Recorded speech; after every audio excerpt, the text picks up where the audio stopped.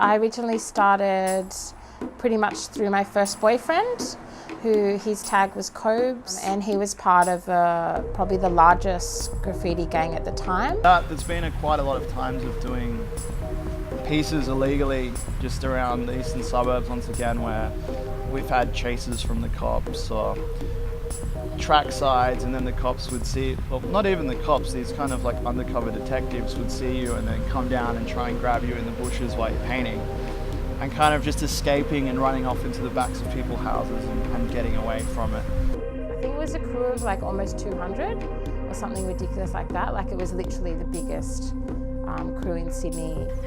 I personally haven't had any run-ins with the law. I've had a few friends that have, and the consequences have been really bad.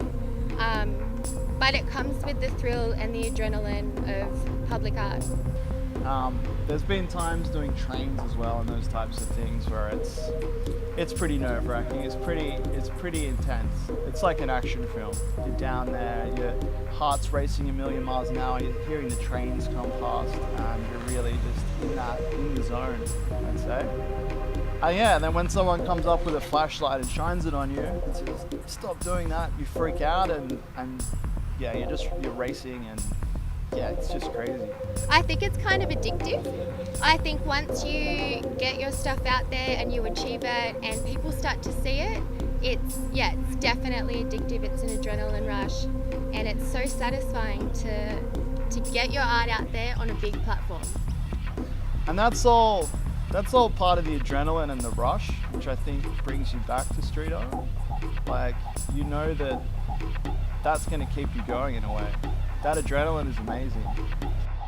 If somebody was to cap a piece that anyone in our crew did, there were two ways that they could expect to be dealt with, I guess you could say.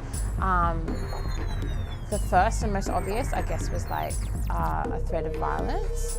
But then there was also something which I think was actually more effective and more worrying, which was basically the word will go out to the whole crew that this person, this tag, you wouldn't actually know who the actual person was, this tag had done so, and so then everyone in that crew, no matter where they saw that tag across Sydney, would cap it.